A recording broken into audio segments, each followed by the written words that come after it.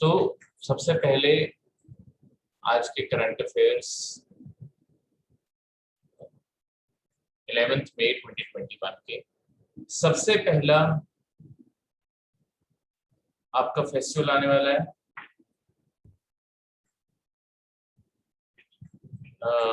ईद उल फितर। ठीक है, ये कब मनाया जाता है?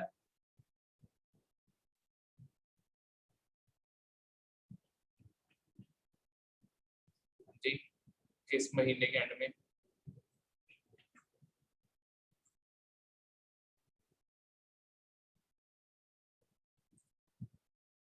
सर ईद से रिलेटेड कोई नॉलेज नहीं है। इससे रिलेटेड कोई नॉलेज नहीं है, ये हमारे इंडिया की मिस इन्फॉर्मेशन यही से पैदा होती है कि कुछ फेस्टिवल बारे में पता है, कुछ बारे नहीं। तो कम्युनिटीज, सारी कम्युनिटीज को जानना सकती है। तो बेसिकली ईद उल फितर एक तरह से फेस्टिवल ऑफ फास्ट ब्रेकिंग होता है। देखो इस्लाम में ना एक पूरा महीना, मंथ लॉन्ग आपका फास्टिंग की जाती है। आपने सुना होगा रमजान की।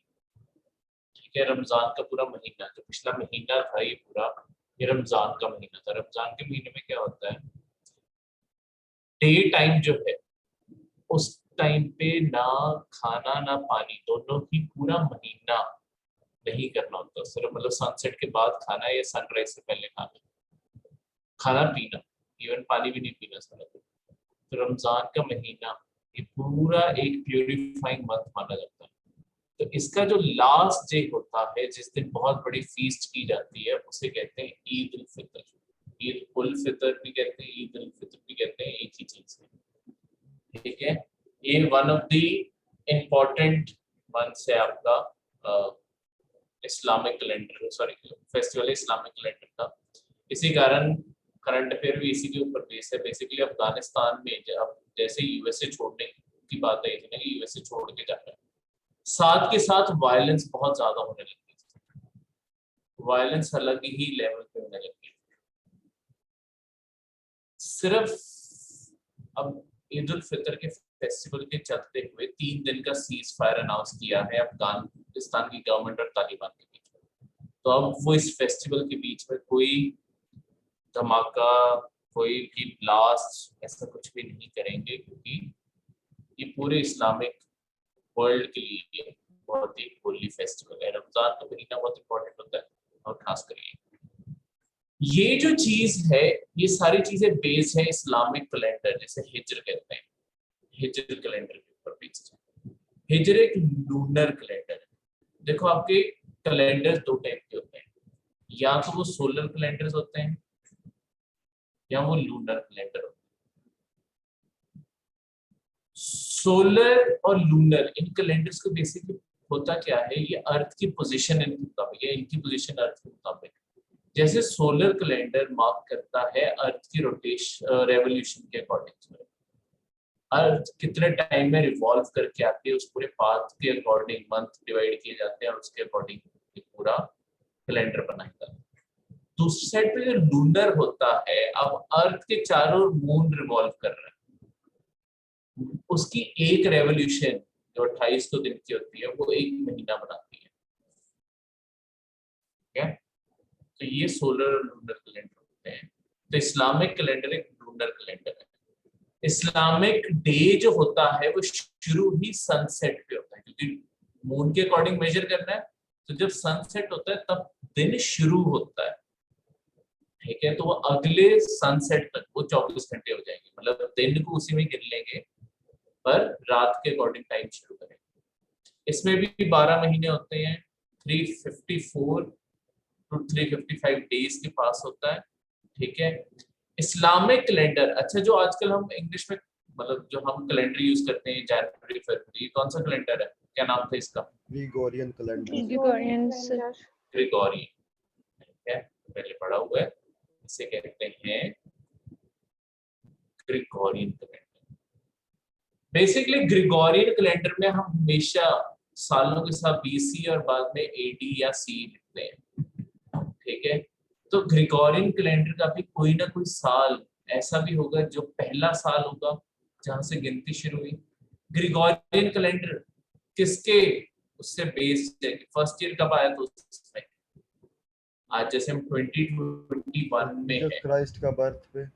जीसस क्राइस्ट के बर्थ को, यानी कि आज जो 2021 का ये साल जो चल रहा है, जीसस क्राइस्ट के बर्थ को 2021 ईयर्स हो चुके हैं। अब दुनिया में कई कैलेंडर इससे पहले के चल रहे हैं, कई कैलेंडर इसके बाद भी आए हैं।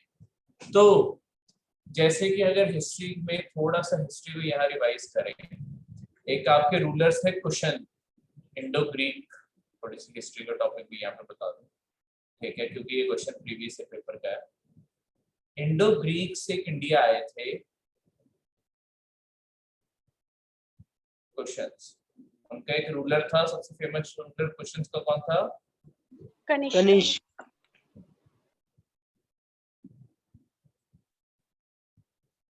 SH।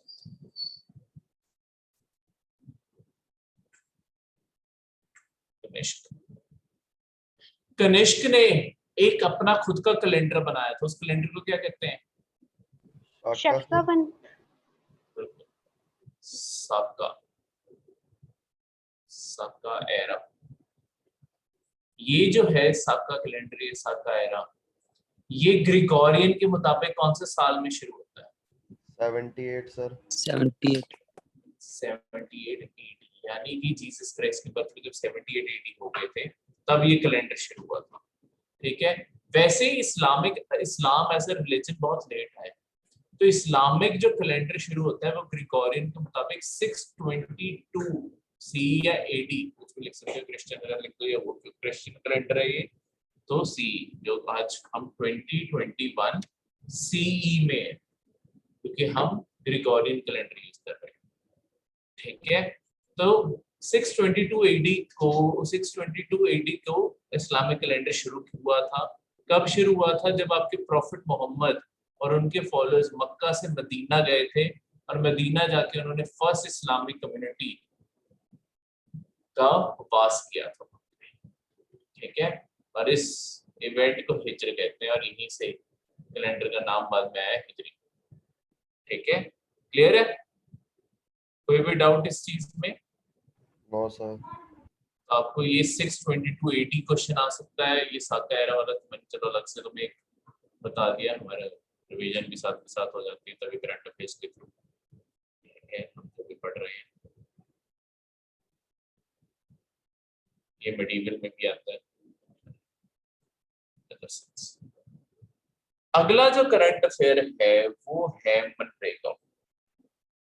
मनरेगा के बारे में, मनरेगा यानी कि Mahatma Gandhi national rural employment guarantee act.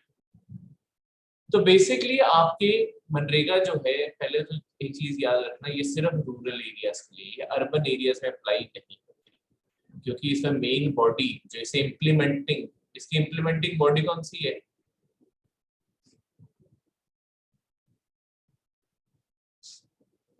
जी, जिन्होंने इतने टाइम्स पढ़ा मनरेगा, इम्प्लीमेंटिंग बॉडी कौन सी है इसकी? आपकी ग्राम पंचायत। आपकी ग्राम पंचायत होती है इसकी इम्प्लीमेंटिंग बॉडी। ग्राम पंचायत को लोगों में काम बांटना होता है, ग्राम पंचायत को काम ढूंढना होता है। सरकार की तरफ से सिर्फ फंडिंग आती है और कुछ नहीं आता सरकार की तरफ से, बाकी सब कुछ विलेज लेवल पे ही होना होता है। अब मनरेगा अपने आप में एक इंडियन लेबर लॉ और सोशल सिक्योरिटी मेजर है, जिसका गारंटी जो देता है राइट टू वर्क। अच्छा, राइट टू वर्क आपके कौन से DPSP का पार्ट बनेगा? आपके कॉन्स्टिट्यूशन के कौन से पार्ट में दिए DPSP? 4A हाँ, A sir, 4th sir Gandhian वाले में आएगा ये right to work. Right to work Gandhian ने सोच के देखो दोबारा, गांधीयन ने कभी सर सोशलिस्ट। नहीं सोशल में आएगा सर। सोशलिस्ट में आएगा, वही तो वर्क की बात करते थे। हाँ जी सर। तो आप बताओ, यहाँ मैंने लिख दिया है आर्टिकल 41। आर्टिकल 41 कहता क्या था कॉन्स्टिट्यूशन का? Sir right to work and education के ऊपर था।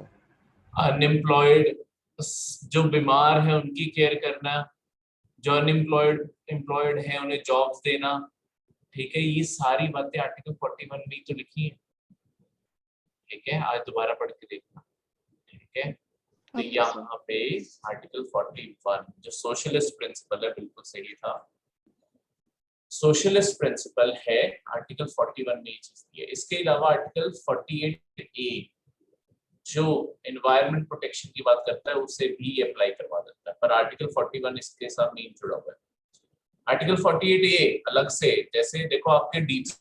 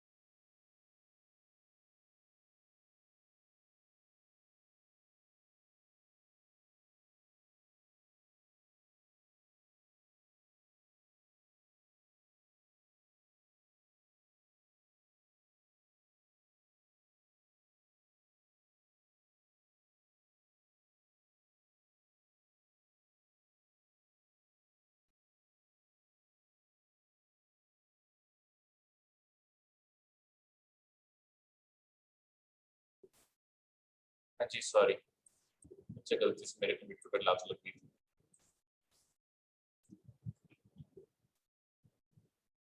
तो रीस्टार्ट हो गया।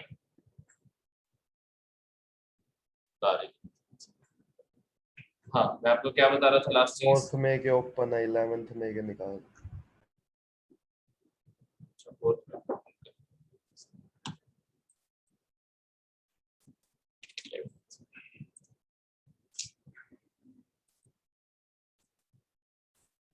क्या क्या है,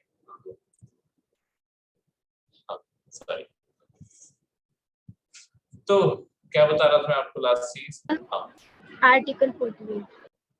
हाँ, आर्टिकल 48। अच्छा देखो, हम जब डीपीएसपी की थोड़ी सी बात करते हैं, जब हम कॉन्स्टिट्यूशन में बात करते हैं पार्ट 4 की डीपीएसपी की, इसके अंदर हम कहते हैं कि टोटल डीपीएसपी 3 पार्ट्स में बटे हुए हैं। एक है सोशलिस्ट प्रिंसिपल्स, मतलब 3 प्रिंसिपल में बटे हुए, एक है गांधीयन और एक है लिबरल। तो यहाँ पे ये जो मैंने आर्टिकल हमने पहले पढ़ा आर्टिकल 41, वो तो इसका हिस्सा हुआ। आर्टिकल 48A, पहली बात तो ये जो मैंने आपको बताया था, आपको मैंने शॉर्टकट हमेशा बताया, जब भी ये डीपीएसपी वाले पार्ट में आपको आ जाए 48A, ए वर्ड जब भी आ जाए, यानी कि ये अमेंडमेंट से आया है, ये बाद में जुड़ा है। तो अगर ये अमेंडमेंट से आया है, कौन सी अमेंडमेंट से आया है? ए वाला 42nd Amendment 1986। 42nd, ये चीज डीपीएसपी के पार्ट की, बाकी सारे पार्ट्स के लिए नहीं, डीपीएसपी के लिए पार्ट के लिए याद रखना, कभी भी क्वेश्चन आ जाए पेपर में शॉर्टकट डायरेक्टली कि 48A, अगर मतलब वो डीपीएसपी का कोई आर्टिकल है उसके पीछे ए लग गया, यानी कि वो अमेंडमेंट से आया है। अगर वो ए लगा हुआ है उसके पीछे, मतलब अगर बी लगा होगा तो वो नहीं, सिर्फ ए वाला, ए वाले जितने भी आर्टिकल हैं डीपीएसपी में, ये सिर्फ एक ही अमेंडमेंट से आए हैं, 42nd अमेंडमेंट 1976 वाली। तो बिना सोचे तुम 42nd अमेंडमेंट से ही कर। अच्छा, ये आर्टिकल 48A ये किस अमेंडमेंट से आया है? सॉरी, अमेंडमेंट तो हमने बोले, ये कौन से प्रिंसिपल का हिस्सा है? सोशलिस्ट, गांधी या लिबरल? Sir liberal. लिबरल। जो ये ग्राम पंचायत को हमने, मतलब अल्टीमेटली इसमें ग्राम पंचायत मैंने बताया इम्प्लीमेंटिंग बॉडी है, तो ग्राम पंचायत को हम पावर कर रहे हैं। डीपीएसपी में कोई ऐसा आर्टिकल भी है जो ग्राम पंचायत को पावर देता है? सर गांधीयन वाला ही देता है वो तो, आर्टिकल 40। आर्टिकल 40। 40 तो एक्चुअली Village. आपका मनरेगा स्कीम 3 आर्टिकल्स को ओवरऑल एड्रेस करती है, इसमें मेन 2 है, टोटली 3 आर्टिकल्स को ये एड्रेस करती है। ठीक है, अब मनरेगा में मिलता क्या है, कैसे काम करती है मनरेगा, उसके बारे में इसमें कम से कम एटलीस्ट देखो, इसमें लाइवलीहुड सिक्योरिटी स्कीम है, एक रूरल एरिया के लिए मैंने आपको जिसमें बताया, इसमें एटलीस्ट 100 दिन मिलेंगे वेज गारंटी के हर हाउस होल्ड के एडल्ट मेंबर को। एक हाउस होल्ड के मतलब एक एडल्ट मेंबर को, किसी भी स्किल्ड या unskilled, unskilled sir. Unskilled work. ठीक है, यानी कि 100 दिन के काम की गारंटी दी जा रही है आपके हर हाउस होल्ड को। तो ये सबसे पहले 1991 में एक्चुअली पीवी नरसिम्हा राव ने प्रपोज किया था, पर 2005 में डॉक्टर मनमोहन सिंह जब आपके प्रेसिडेंट प्राइम मिनिस्टर थे तब ये लागू हुआ। ठीक है, तो इसके अंदर जो भी काम मिलना है, देखो किसी को भी काम देना है वो अपनी ग्राम पंचायत के पास जाएंगे, वहां जाके अपने आप को रजिस्टर करेंगे कि उन्हें काम चाहिए। 15 दिन के अंदर अंदर जब भी एप्लीकेशन आएगी कि मुझे काम चाहिए, 15 दिन के अंदर अंदर पंचायत उन्हें काम ढूंढ के देगी।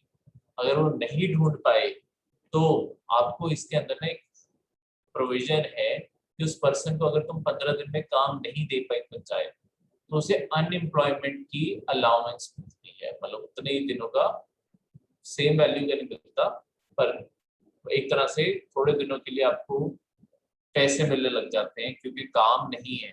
पर इसका मतलब ये नहीं है कि किसी को इसमें अल्टीमेटली मनी का एक्सेस नहीं मिलेगा, वो जरूर मिल जाएगा।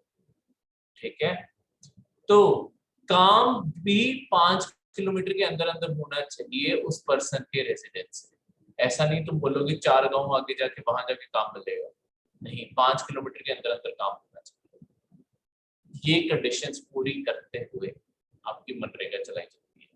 मनरेगा की इंपॉर्टेंस क्या है? मनरेगा की इंपॉर्टेंस ये तुम मेंस के लिए भी यूज कर सकते हो। देखो इंडिया की इकोनॉमी को ना हमेशा डोमेस्टिक कंजम्पशन लेड इकोनॉमी बोला जाता है।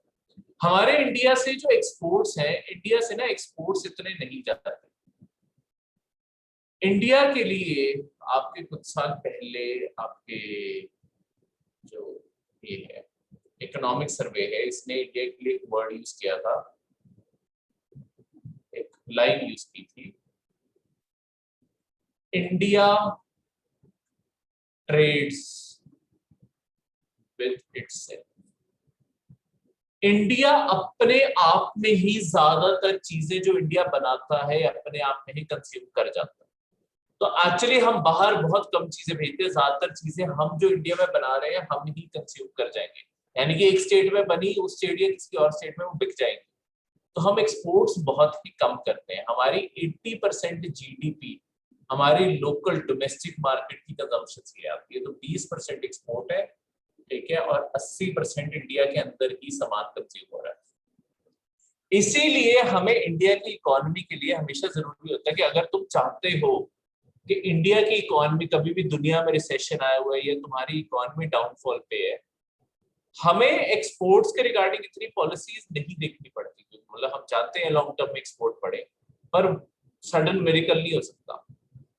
तो होता क्या है कि हम क्या करते हैं, हम फोकस करते हैं कि इंडिया के अंदर लोगों को कैसे पैसा दिया जाए। लोगों को पैसा देके क्या करेंगे हम?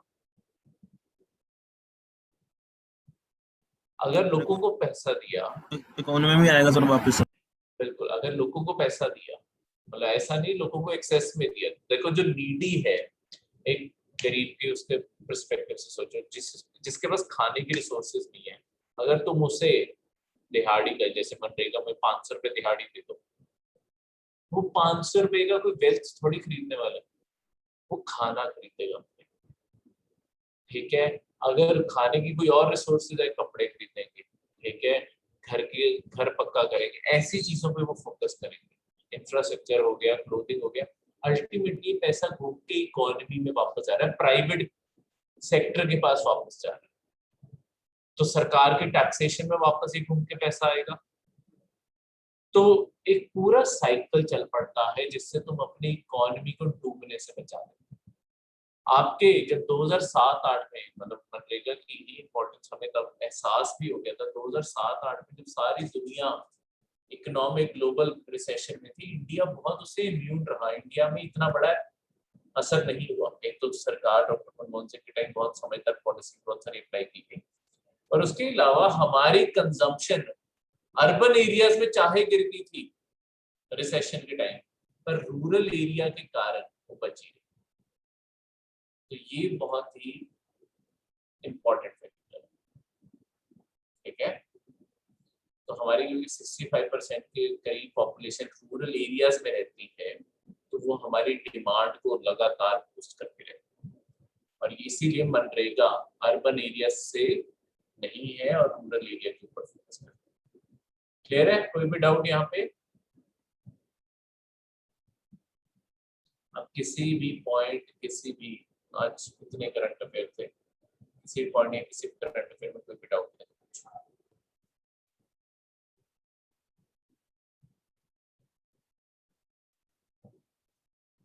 नहीं? तो ये थे आपके आज के करंट अफेयर्स।